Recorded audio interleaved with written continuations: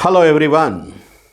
I hope you all are keeping well and all of you are doing very well in your studies. We have already discussed first chapter in civics by the NCERT and today we are going to discuss the second chapter in civics by the NCERT. The title of the chapter is Understanding Secularism. हम लोग शुरू करते हैं understanding secularism. लेकिन एक बात का ध्यान रखना है, हम सभी को हमें कॉन्सेप्ट्स को समझना है, बातों को समझना है, तथ्यों को रटना नहीं है। Understanding secularism. तो सबसे पहले हम लोग ये जानने की कोशिश करते हैं कि सेकुलरिज्म क्यों समझें, क्यों जानें, क्यों पढ़ें। सेकुलरिज्म को हम लोग कम्युनलिज्म का अपोजिट इज्म कह सकते हैं। सेकुलरिज्म एक ऐसा प्रोग्राम है, एक ऐसा कॉन्सेप्ट है जिसमें कोई भी देश किसी एक रिलीजन को अपना स्टेट रिलीजन डिक्लेयर नहीं करता है, अपने सिटीजन्स को बिल्कुल फ्रीडम देता है कि वो चाहे तो किसी भी रिलीजन को जो उन्हें पसंद हो अपना सकते हैं, उसका प्रचार कर सकते हैं, उसका अभ्यास कर सकते हैं और उसको सेलिब्रेट भी कर सकते हैं। लेकिन ऐसा करते समय उन्हें इस बात का ध्यान रखना होगा कि दूसरे रिलीजन के फॉलोअर्स को किसी भी तरह से नुकसान न पहुंचे, किसी भी तरह से उनकी भावनाओं को ठेस न पहुंचे। देश और देश की सरकार धर्म के आधार पर, रिलीजन के आधार पर किसी भी तरह का कोई भेदभाव नहीं करती है। ऐसा नहीं करती है कि एक धर्म को प्रमोट करेगी, बाकी धर्म को डिप्रमोट करेगी या क्रिटिसाइज करेगी। हम लोगों का देश भारतवर्ष, इंडिया भी एक सेकुलर कंट्री है। हमने पहले चैप्टर में इस बात पर चर्चा किया था कि पॉलिटिकल साइंस में इंडिया को स्टेट माना जाएगा क्योंकि स्टेट के जो 4 एलिमेंट होते हैं, territory, population, government and sovereignty, ये चारों इंडिया के पास हैं। तो इंडिया पॉलिटिकल साइंस के मुताबिक स्टेट है और हमारा ये स्टेट इंडिया किसी एक रिलीजन को स्टेट रिलीजन डिक्लेयर नहीं करता है, सभी रिलीजन्स को बराबर रेस्पेक्ट देता है। रिलीजन के बेस पर किसी भी तरह का कोई भेदभाव भी नहीं करता है, पार्शियलिटी भी नहीं करता है। इसलिए हम सेकुलर हैं, हमारा स्टेट सेकुलर है, हमारी गवर्नमेंट सेकुलर है। ये सभी सिटीजन्स को फ्रीडम देती है हमारे कॉन्स्टिट्यूशन के तहत कि वो अपने किसी भी रिलीजन को एडॉप्ट करें, फॉलो करें, प्रैक्टिस करें, प्रोपगेट करें, ऐसी आज़ादी देती है। फिर आगे बढ़ते हैं हम लोग। मुझे लगता है आप लोगों को ये बात अब समझ में आ गई होगी कि हम लोग सेकुलरिज्म क्यों पढ़ रहे हैं। I hope all of you have understood why we are going to study secularism. What is secularism? क्या है secularism? इसको हम लोग समझने का प्रयास एक बार फिर से करते हैं। सेकुलरिज्म में स्टेट का कोई रिलीजन नहीं होता है और जब सेकुलरिज्म में स्टेट का कोई अपना रिलीजन नहीं होता है तो इससे हम ये समझते हैं अपने देश भारतवर्ष के संदर्भ में, इंडिया के कंसर्न में, इंडिया के रिलेशन में, कि इंडिया ने अपने कॉन्स्टिट्यूशन में किसी भी रिलीजन को स्टेट रिलीजन डिक्लेयर नहीं किया है। यह हुई पहली बात। दूसरी बात है कि the state does not make any discrimination on the basis of religion. धर्म के आधार पर Bharatvarsh, state, India as a state या इंडिया की गवर्नमेंट या इंडिया का कॉन्स्टिट्यूशन किसी भी तरह का डिस्क्रिमिनेशन अपने सिटीजन्स के बीच में नहीं करता है। मतलब यह हुआ यहां कि the state that is India does not discriminate it's citizens on the basis of religion. यह प्रोविजन हमारे कॉन्स्टिट्यूशन में है कि हमारे देश में कोई भी सरकार बने वो रिलीजन के बेस पर डिस्क्रिमिनेशन कभी नहीं कर सकती। यह गैर कानूनी होगा, इलीगल होगा। तीसरी बात, the state does not promote any religion. हमारे कॉन्स्टिट्यूशन के अनुसार जब हमारा कोई स्टेट रिलीजन है ही नहीं, जब हम रिलीजन के बेस पर अपने सिटीजन्स के बीच में डिस्क्रिमिनेशन करते नहीं हैं, तो हम किसी एक रिलीजन को भी प्रमोट नहीं करते हैं। हम सभी रिलीजन को फ्लरिश करने का बराबर मौका देते हैं। चौथी बात, the state that is India gives freedom to conscience, profess, practice and propagate the religion of own choice. Bharat राज्य अपने कॉन्स्टिट्यूशन के द्वारा अपने सिटीजन्स को किसी भी धर्म के मत को मानने के लिए, उसका प्रचार करने के लिए, उसको फॉलो करने के लिए, उसका अभ्यास करने के लिए पूरी आजादी देता है, किसी तरह की रोक टोक नहीं करता है। हां, एक बात का ध्यान हर रिलीजन के फॉलोअर्स को रखना पड़ता है कि जब वो अपने रिलीजन को प्रोपगेट करे, फॉलो करे, प्रैक्टिस करे, तो किसी दूसरे रिलीजन के सेंटिमेंट्स को ठेस ना पहुंचे। तो इस तरह से हम लोग देखते हैं कि 4 बातें सेकुलरिज्म में बेसिकली आ रही हैं। एक बार फिर से देखते हैं वो 4 बातें कौन कौन सी हैं। आप लोग भी देखिए। What is secularism? What is secularism के अंतर्गत हम 4 पॉइंट पर जोर दे रहे हैं। पहला पॉइंट है कि the state has no religion. दूसरा पॉइंट है कि the state doesn't do any discrimination on the basis of religion. तीसरा पॉइंट है कि the state doesn't promote any religion. And चौथी बात यह है कि the state gives freedom to conscience, profess, practice and propagate the religion of own choice to its citizens. इतनी बात आप लोग समझ गए होंगे। यह है secularism.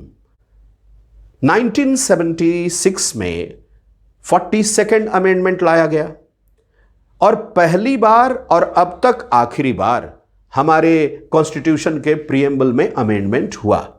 First and last amendment till date in the preamble of the constitution. क्या लाया गया? इसमें 3 टर्म ऐड किए गए, सेकुलर, सोशलिस्ट, इंटीग्रिटी। याद रहेगी ये बात? Okay. Provisions in the constitution of India, part 1। इस टॉपिक को हम लोग 2 पार्ट में समझने की कोशिश कर रहे हैं। एक्चुअली कॉन्स्टिट्यूशन में जो सेकुलरिज्म से रिलेटेड प्रोविजंस हैं वो बेसिकली 4 आर्टिकल्स में दिए हुए हैं। तो अभी हम पार्ट 1 में 2 आर्टिकल के बारे में डिस्कस करेंगे और उसके बाद पार्ट 2 में भी 2 आर्टिकल के बारे में डिस्कस करेंगे। कॉन्स्टिट्यूशन ऑफ इंडिया में प्रोविजंस जो दिए गए हैं India as a state, secular state को लेकर के, वो क्या है, एक एक करके हम लोग देखते हैं। पहला प्रोविजन तो यह है कि the state has no religion, India as a state, and India doesn't declare any religion as the state religion in its constitution। ये रही पहली बात। दूसरी बात क्या है? दूसरी बात ये है जो आर्टिकल नंबर 25 में दी गई है, वो ये है कि फ्रीडम ऑफ रिलीजन, धर्म को मानने की आजादी। हर सिटीजन को अपने चॉइस का रिलीजन मानने का फुल फ्रीडम दिया गया है। और क्या कहते हैं भाई? Conscience, profess, practice, propagate the religion of own choice. Bharat के प्रत्येक नागरिक को इस बात की पूरी आजादी, धार्मिक स्वतंत्रता दी गई है कि वो किसी भी धर्म के सिद्धांतों को माने, आत्मसात करे, फॉलो करे, प्रैक्टिस करे और उसका प्रचार प्रसार भी करे, लेकिन दूसरे धर्म की भावनाओं को ठेस पहुंचाए बिना। यह आर्टिकल नंबर 25 में कहा गया है। अब आते हैं हम लोग आर्टिकल नंबर 26 पर, जो हमारा तीसरा पॉइंट है यहां पर, freedom to manage religious affairs. अगर आप किसी रिलीजन को मानते हैं, चाहे आप जिस भी रिलीजन को मानते हैं, तो उस रिलीजन के रिलीजियस अफेयर्स को मैनेज करने का फुल फ्रीडम आपको है, और वो फ्रीडम आपको दिया गया है आर्टिकल 26 ऑफ द कॉन्स्टिट्यूशन में।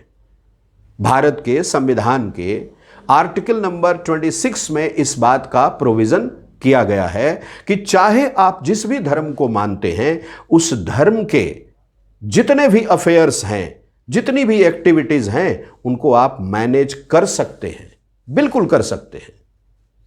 यह है secular provision. Provisions in the constitution of India part 2।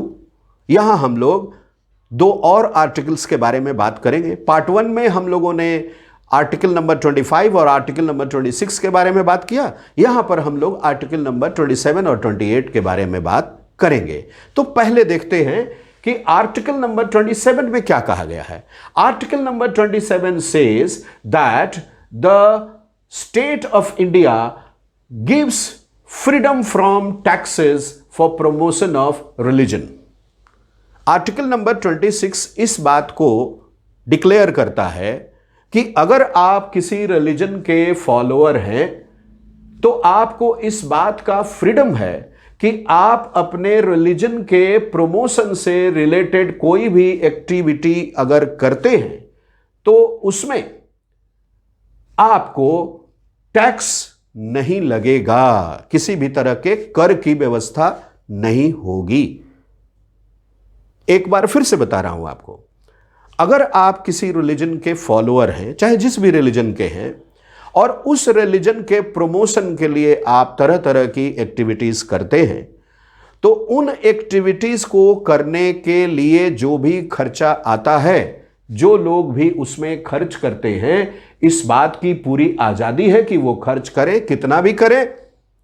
हां, जो वो खर्च करेंगे उस पे कोई टैक्स नहीं लगेगा। अब आते हैं हम लोग आर्टिकल नंबर 28।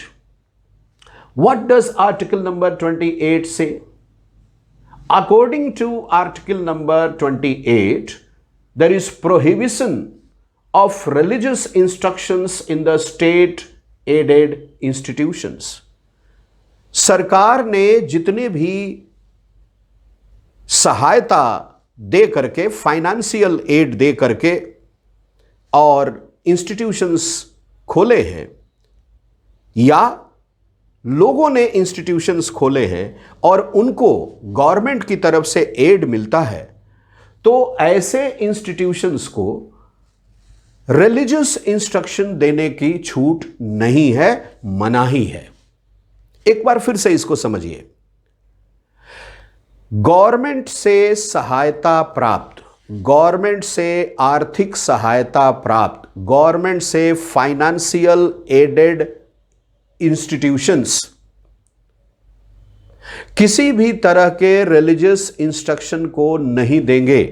इस बात की पूरी मनाही है। क्यों है? क्योंकि गवर्नमेंट का एड मिल रहा है। अगर गवर्नमेंट के एड से, गवर्नमेंट के फाइनेंशियल एड से आप किसी रिलीजन की एक्टिविटीज को प्रमोट करते हैं, प्रोपगेट करते हैं, यह तो हो गया ना कि उस गवर्नमेंट ने एक रिलीजन को प्रमोट किया फाइनेंशियल एड दे करके, तो ऐसा मना किया गया है। I hope this is clear. Now why is it important to separate religion from the state? Religion को स्टेट से अलग क्यों रखना चाहिए? तो इसके बारे में चार बातें आती हैं। पहली बात यह आती है कि it is important for the state to function democratically. अगर वो स्टेट एक डेमोक्रेटिक स्टेट है, अगर वो कंट्री एक डेमोक्रेटिक कंट्री है, वो गवर्नमेंट एक डेमोक्रेटिक गवर्नमेंट है, तो उसके लिए फंक्शन करना मुश्किल हो जाएगा अगर वो किसी एक रिलीजन से जुड़ जाती है तो। इसलिए स्टेट और रिलीजन का अलग अलग होना बहुत जरूरी है। स्टेट और रिलीजन का सेपरेट होना जरूरी है। अगर स्टेट और रिलीजन मिल गए तो कोई भी स्टेट डेमोक्रेटिक तो नहीं रह सकता है। तो डेमोक्रेटिकली फंक्शन करने के लिए स्टेट और रिलीजन को अलग करना बिल्कुल जरूरी है। यह है पहली बात। दूसरी बात है to check the tyranny of majority. Majority community जहां भी होती है, चाहे वो लैंग्वेज की मेजॉरिटी हो, कास्ट की मेजॉरिटी हो, रिलीजन की मेजॉरिटी हो या किसी और बेस पर मेजॉरिटी हो, मेजॉरिटी हमेशा माइनॉरिटी के ऊपर अपने विशेस, अपने डिजायर, अपने डिसीजंस इंपोज करने की कोशिश करती है। ठीक है, इसी को हम लोग मेजॉरिटेरियनिज्म बोलते हैं। जैसा श्रीलंका में हुआ। श्रीलंका ब्रिटिश लोगों से 1948 में इंडिपेंडेंट हुआ। 1956 में वहां एक कानून पास हुआ जिसको मेजॉरिटेरियन एक्ट कहा गया। क्यों कहा गया? क्योंकि श्रीलंका के पॉपुलेशन में आधे से भी ज्यादा आबादी, पॉपुलेशन बुद्धिस्ट रिलीजन को फॉलो करती थी और वहां की सरकार ने बुद्धिज्म को स्टेट रिलीजन डिक्लेयर कर दिया, मतलब वो सेकुलर नहीं रहे। तो बुद्धिज्म रिलीजन ने बाकी रिलीजन के ऊपर अपना विल, अपना डिजायर, अपना डिसीजन इंपोज करने का कोशिश किया। इसी को बोलते हैं majority tries to dominate minority. इसी बात को रोकने के लिए कि मेजॉरिटी माइनॉरिटी के ऊपर अत्याचार न कर सके, स्टेट और रिलीजन को अलग अलग करना जरूरी है। वरना अगर स्टेट किसी एक रिलीजन को सपोर्ट कर देगा, स्टेट रिलीजन डिक्लेयर कर देगा, तो उस रिलीजन के फॉलोअर्स के मन में एक अलग ही भावना आ जाएगी और वो बाकी रिलीजन को, जो स्टेट रिलीजन नहीं है, दबाने की कोशिश करेंगे। इसलिए यह जरूरी है कि स्टेट और रिलीजन अलग अलग रहें। तीसरा कारण, the third reason for keeping religion and state separate is to stop the violation of fundamental rights. Every religion has got freedom. All religions are free. Followers of all religions are free to practice, propagate, profess religion of their choice. ये तो हम लोग पढ़ चुके हैं।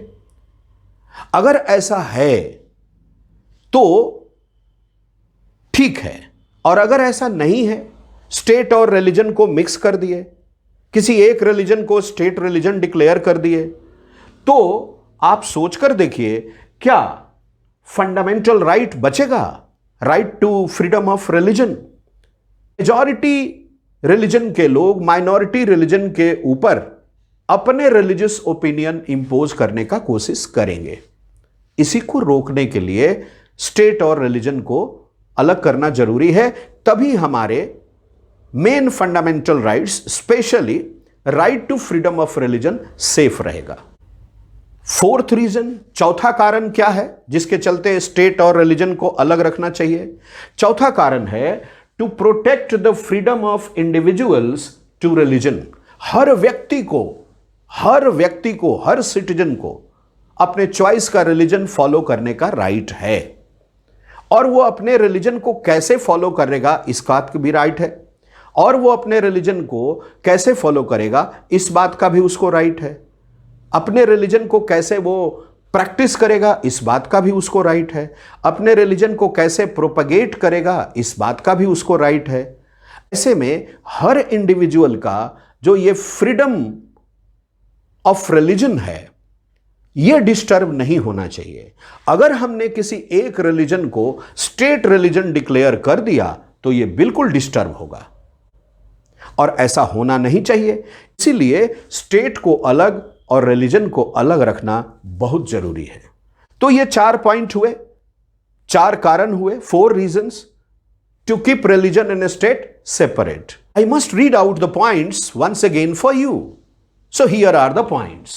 Why is it important to separate religion from the state? Point number 1, it's important for the state to function democratically. Point number 2, to check the tyranny of the majority on minority. Point number 3, to stop violation of fundamental rights. And point number 4, to protect the freedom of individuals to religion. इन 4 कारणों से state और religion का अलग अलग रखना बहुत जरूरी है। स्टेट को रिलीजन से, रिलीजन को स्टेट से अलग अलग रखना बहुत जरूरी है। मुझे लगता है ये पॉइंट्स अब आप लोगों को क्लियर हो गए हैं। अब हम लोग बात करेंगे कि इंडियन सेकुलरिज्म क्या है। थोड़ा इस पे हम लोग ध्यान देते हैं। कॉन्स्टिट्यूशन ऑफ इंडिया, भारत के संविधान में इंडिया को एक सेकुलर स्टेट डिक्लेयर किया गया है, लेकिन यह सेकुलर स्टेट बना रहे, हमेशा हमेशा के लिए बना रहे, इसके लिए 4 बातों पे बहुत जोर दिया गया है हमारे कॉन्स्टिट्यूशन में। वो 4 बातें कौन है, एक एक करके देखते हैं। First, no religious community dominates the other. एक रिलीजन दूसरे रिलीजन को डोमिनेट कर ही नहीं पाएगा, ऐसे प्रोविजंस हमारे कॉन्स्टिट्यूशन में साफ साफ किया हुआ है। क्योंकि एक तो ये हमारा फंडामेंटल राइट है, हमारा 4th फंडामेंटल राइट है, ये right to freedom of religion. और हमारा एक फंडामेंटल राइट ये भी है कि if any of our fundamental rights is violated, we can go to the high court directly, we can go to the supreme court directly, and the High Court and the Supreme Court protect our fundamental rights by issuing writs, WRITS, habeas corpus, mandamus, certiorari, prohibition. These are some writs, quo warranto writs. Okay, so this is the first thing. Second thing is, some members of a religion do not dominate.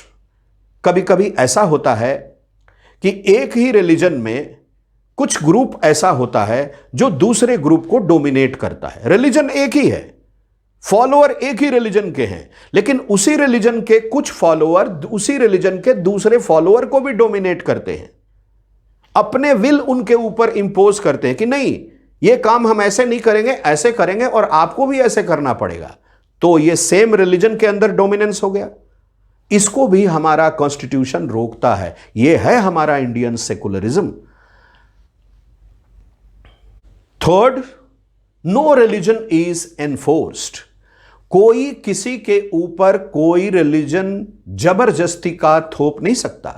आप अगर किसी religion को मानते हैं, follow करते हैं, practice करते हैं, प्रोपगेट करते हैं, तो आपको आपका रिलीजन छोड़ करके किसी और रिलीजन को फॉलो करने के लिए, प्रोपगेट करने के लिए, प्रोफेस करने के लिए कोई एनफोर्स नहीं कर सकता, दबाव नहीं डाल सकता, जबरदस्ती नहीं कर सकता है। यह है इंडियन सेकुलरिज्म।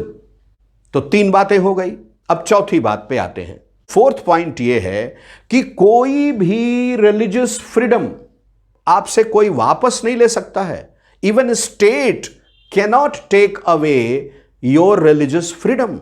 हमारे कॉन्स्टिट्यूशन में ऐसी व्यवस्था की गई है कि स्टेट रिलीजियस मैटर में इंटरफेयर करेगा ही नहीं। वो आपके रिलीजियस फ्रीडम को कभी भी वापस नहीं लेगा। आपको रिलीजियस फ्रीडम है और ये हमेशा रहेगा। एक बार फिर से हम लोग इन चारों पॉइंट्स को देखते हैं। What is Indian secularism? The Constitution of India mandates secular state to ensure 4 things.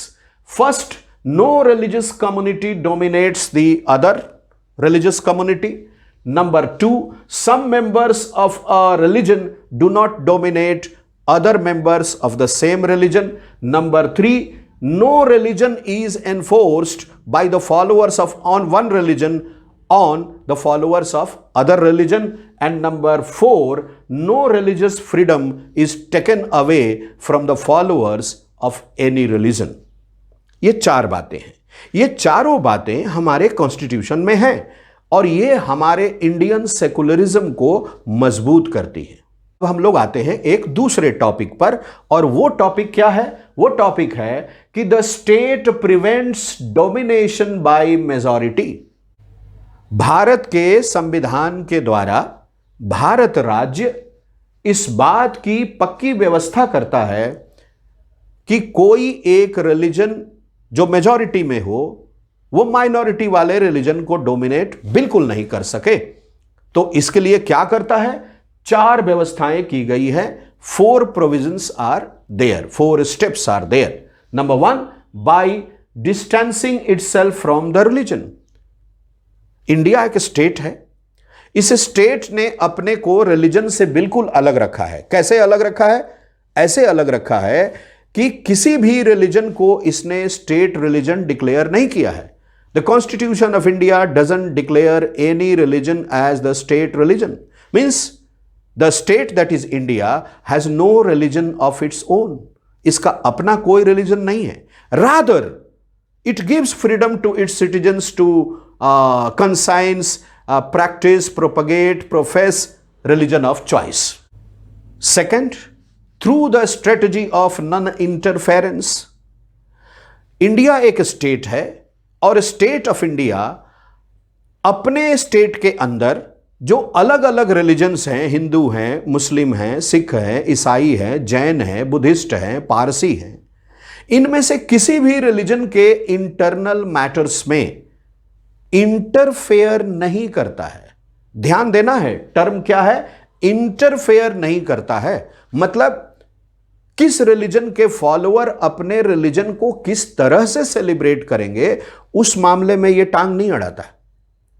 आप अपने को फ्री रखिए, अपने रिलीजन को अपने तरीके से सेलिब्रेट कीजिए, इसमें कोई इंटरफेरेंस नहीं होगा। स्टेट या कॉन्स्टिट्यूशन या गवर्नमेंट ये आपसे कहने नहीं जा रही है कि आप ऐसे करो, ऐसे मत करो। बिल्कुल इंटरफेरेंस नहीं, आपको टोटल आजादी है अपने रिलीजियस मैटर में। यह रही दूसरी बात। तीसरी बात है द स्ट्रेटजी ऑफ इंटरवेंशन। याद रखिएगा, इंटरफेरेंस नहीं, intervention. State that is India, Bharat जो एक राज्य है, रिलीजियस मैटर्स में, किसी भी रिलीजन के मैटर में हम लोगों ने अभी पढ़ा, समझा, जाना कि इंटरफेयर नहीं करेगा। हां, एक बात है, अगर एक रिलीजन के फॉलोअर किसी दूसरे रिलीजन के लिए कोई प्रॉब्लम खड़ा कर रहे हैं या अपने ही रिलीजन को ऐसे प्रोपगेट कर रहे हैं, ऐसे प्रैक्टिस कर रहे हैं, ऐसे सेलिब्रेट कर रहे हैं जहां दूसरे रिलीजन के सेंटिमेंट्स को ठेस पहुंच सकती है, तो स्टेट इंटरवेन करेगा। इंटरवेन करने का मतलब है यह कहेगा कि आपको अगर आजादी है फ्रीडम की, तो अगले को भी फ्रीडम है। अगर आपको आजादी है अपने रिलीजन को प्रोफेस करने की, प्रोपगेट करने की, प्रैक्टिस करने की, तो दूसरे रिलीजन वालों को भी है। आप अपने लिमिट में ही रहिए। आजादी है लेकिन उसकी सीमाएं भी हैं। एग्जाम्पल के लिए अनटचेबिलिटी को हम लोग लेते हैं। महात्मा गांधी ने भी कहा था कि untouchability is a crime against humanity. जब सभी को रिलीजन मानने की छूट है, तो एक ही रिलीजन के जो फॉलोअर्स हैं, उनमें से कुछ को टेंपल्स में जाना क्यों मना रहेगा? उनको आप अनटचेबल क्यों कहेंगे? किस बात के अनटचेबल हुए? जब all are citizens of India, all are citizens of India, all have got right to freedom of religion, then all should enter the temples. सभी को मंदिरों में जाने की छूट है, पूजा घरों में जाने की छूट है, प्लेस ऑफ वर्शिप में जाने की सबको छूट है। तो किसी को आप अनटचेबल नहीं कह सकते। इसीलिए कॉन्स्टिट्यूशन ऑफ इंडिया ने आर्टिकल नंबर 17 के द्वारा अनटचेबिलिटी को एबॉलिश कर दिया और साफ साफ कह दिया कि untouchability is a crime, is a punishable crime. ठीक है, यह हुआ इंटरवेंशन। एग्जाम्पल दिया मैंने आप लोगों को समझने के लिए। The fourth step taken by the state to stop, to check the dominance of majority on minority is that the state has set up educational institutions.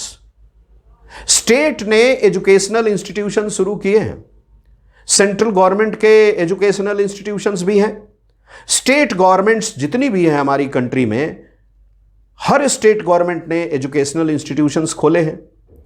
और ये इसलिए कि स्टेट गवर्नमेंट के द्वारा या सेंट्रल गवर्नमेंट के द्वारा यानी गवर्नमेंट के द्वारा यानी स्टेट के द्वारा, government is the third element of state, तो स्टेट के द्वारा जितने भी एजुकेशनल इंस्टीट्यूशंस खोले गए हैं, वहां कोई भी रिलीजन किसी भी रिलीजन को डोमिनेट नहीं कर सकता है। क्यों? क्योंकि सभी बराबर हैं। स्टेट का कोई रिलीजन नहीं है, स्टेट की नजर में सभी रिलीजन बराबर हैं। Followers of all religions are equal. That is fundamental right number 4, right to freedom of religion. Different democracies, different forms. अगर डेमोक्रेटिक नेचर थोड़ा थोड़ा अलग अलग है, अलग अलग डेमोक्रेटिक कंट्रीज का, तो वहां पे सेकुलरिज्म का नेचर भी अलग अलग है। हम अपने को सेकुलर कहते हैं, हमारा सेकुलरिज्म अलग है। और भी दुनिया में कई ऐसे कंट्री हैं जो अपने को सेकुलर कहते हैं, उनका सेकुलरिज्म बिल्कुल हमारे सेकुलरिज्म की तरह होगा कोई जरूरी नहीं है। तो जितनी भी डेमोक्रेटिक कंट्रीज वर्ल्ड में हैं और उनमें से जो भी सेकुलर सिस्टम को फॉलो करते हैं, तो उनका सेकुलरिज्म हमारे सेकुलरिज्म से थोड़ा बहुत अलग अलग तो है। या ऐसे भी हम कह सकते हैं कि वर्ल्ड के जितने भी सेकुलर कंट्रीज हैं, उन सभी से हमारा सेकुलरिज्म अलग है। क्यों? क्योंकि हमारी परिस्थितियां अलग हैं, हमारा कल्चर अलग है, हमारा हिस्टोरिकल डेवलपमेंट अलग है, तो हमारा अलग होगा सेकुलरिज्म। क्वाइट नेचुरल, स्वाभाविक है ये। इसी में से एक एग्जाम्पल हम लोग ले रहे हैं कि इंडिया का secularism United States of America के सेकुलरिज्म से कैसे अलग है। तो एक तथ्य को हम लोग यहां देखने की कोशिश करते हैं।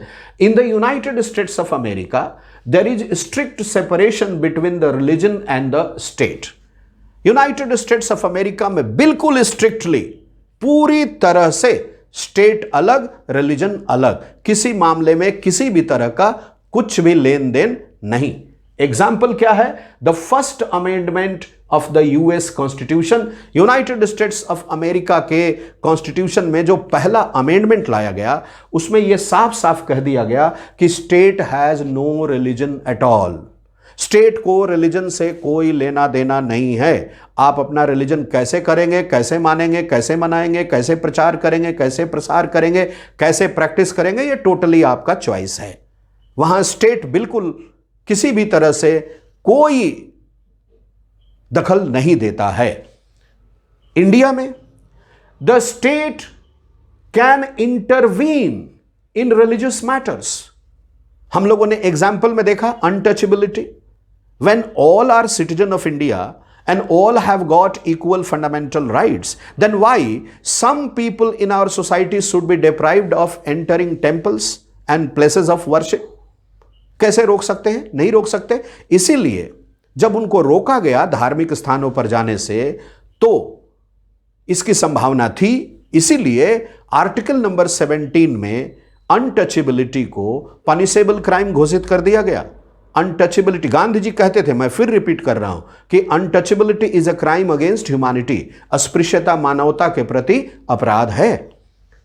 तो not strict separate from religion. हमारे कंट्री में, हमारे कंट्री के कॉन्स्टिट्यूशनल प्रोविजंस में स्टेट को स्ट्रिक्टली सेपरेट नहीं किया गया है रिलीजन से। हमारे यहां स्टेट इंटरफेयर नहीं करता है, इंटरवीन कर सकता है। ठीक है, इंटरफेयर नहीं कर सकता है लेकिन इंटरवीन कर सकता है। किसी रिलीजन के मैटर में हमारा स्टेट ये नहीं कहता है कि आप ऐसे करो, ऐसे मत करो, ऐसे करो, ऐसे मत करो। हां, यहां पे जरूर वो टोकता है जहां एक रिलीजन के ही अंदर या दो रिलीजन के बीच में आपस में कुछ इस तरह की बात होती है जिससे लोगों के सेंटिमेंट्स को ठेस पहुंचती है। राइट टू इक्वालिटी जहां डिस्टर्ब होती है, फंडामेंटल राइट्स जहां पे वायलेट होते हैं, वहां पर। Example, untouchability abolished under article 17 हम लोगों ने पहले ही देखा है। तो मुझे लगता है कि यह पॉइंट भी आप लोगों को क्लियर समझ में आ गया है। अब हम लोग बात करेंगे कि the Indian state is a secular state. Bharat एक सेकुलर स्टेट है तो कैसे है? इसके लिए ये 3 पॉइंट्स मैंने आपके सामने रखा है। पहला पॉइंट है कि the Indian state prevents religious domination. Bharat जो एक स्टेट है, यहां कोई एक रिलीजन किसी अन्य रिलीजन को डोमिनेट नहीं कर सकता है, क्योंकि रिलीजियस फ्रीडम मिला हुआ है। और right to freedom of religion जो आर्टिकल नंबर 25, 26, 27 और 28 में डिस्क्राइब्ड भी है। दूसरा पॉइंट है कि fundamental rights based on secular principles. All citizens are equal without any discrimination on any ground. All have equal fundamental rights. When all have equal fundamental rights and all fundamental rights are protected by, safeguarded by judiciary, then it's totally secular. Third point. The third point is fundamental rights safeguarded by the judiciary. I told you just now. अभी मैंने आपको बताया कि we have total 6 fundamental rights. Right to property has been suspended by 44th Amendment in the constitution of India in 1978। इसको अब suspend कर दिया गया है, तो अभी 6 फंडामेंटल राइट्स बचे। उन 6 फंडामेंटल राइट्स में एक फंडामेंटल राइट है राइट टू कॉन्स्टिट्यूशनल रेमेडीज। ये फंडामेंटल राइट हमारे बाकी फंडामेंटल राइट्स को प्रोटेक्ट करता है। इफ वी फील, जब हमें लगता है कि हमारा कोई भी फंडामेंटल राइट का वायलेशन कोई व्यक्ति कर रहा है, कोई पर्सन कर रहा है, कोई ग्रुप ऑफ पर्संस कर रहा है, कोई इंस्टीट्यूशन कर रहा है, खुद गवर्नमेंट कर रही है, तो we can go to the judiciary. हम डायरेक्ट हाई कोर्ट जा सकते हैं, हम डायरेक्ट सुप्रीम कोर्ट भी जा सकते हैं। और वो हाई कोर्ट और सुप्रीम कोर्ट यानी जुडिशियरी जिसने हमारा फंडामेंटल राइट वायलेट किया है, उसके अगेंस्ट में ऑर्डर इशू करती है, जिसको रीट बोलते हैं, WRIT। मैंने कहा था mandamus, habeas corpus, certiorari, prohibition, quo warranto, ये सब रीट्स हैं। इनके बारे में हम लोग आगे चर्चा करेंगे किसी और दिन। भारत एक सेकुलर स्टेट है और यह प्रोविजन यहां के कॉन्स्टिट्यूशन में बिल्कुल क्लियर कट तरीके से कर दिया गया है। फ्रांस में 2004 में क्या हुआ, थोड़ा इसके बारे में हम लोग जानते हैं। इसकी चर्चा उस समय बहुत रही और बहुत लंबे समय तक भी रही। तो देखते हैं क्या हुआ। In 2004, the government of France banned students from wearing any conspicuous religious or political signs or symbols. France की सरकार ने वहां पर रह रहे लोगों के लिए एक ऑर्डर इशू किया। उस ऑर्डर में यह कहा गया कि आप किसी भी तरह के रिलीजन के फॉलोअर हैं तो आप अपने रिलीजन को तो फॉलो कीजिए, लेकिन आप किसी भी तरह के रिलीजियस या पॉलिटिकल सिंबल्स धारण नहीं करेंगे। क्यों नहीं करेंगे भाई? एग्जाम्पल के रूप में उन लोगों ने कहा कि आप लार्ज क्रॉसेस नहीं पहनेंगे, हेड स्कार्फ्स नहीं पहनेंगे, स्कल कैप्स नहीं पहनेंगे, इन पे प्रतिबंध लगा दिया। It is interference in religious matters.